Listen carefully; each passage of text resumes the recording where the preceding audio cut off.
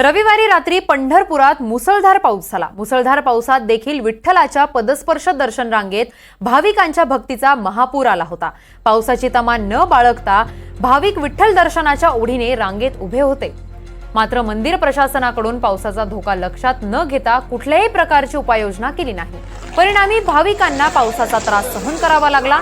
याबाबत भाविकांनी नाराजी व्यक्त केली। मात्र भाविकांमध्ये असणारी विठ्ठलाप्रती ओढ पावसातही दिसून आलेली आहे।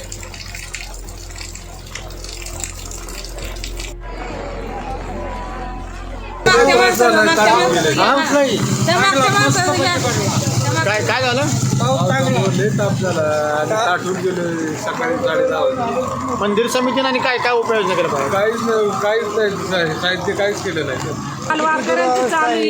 प्रशासन काय करून राहिलं? केव्हापासून थांबलाय तुम्ही? आम्ही सकाळी 8 वाजेपासून बारीला आहे।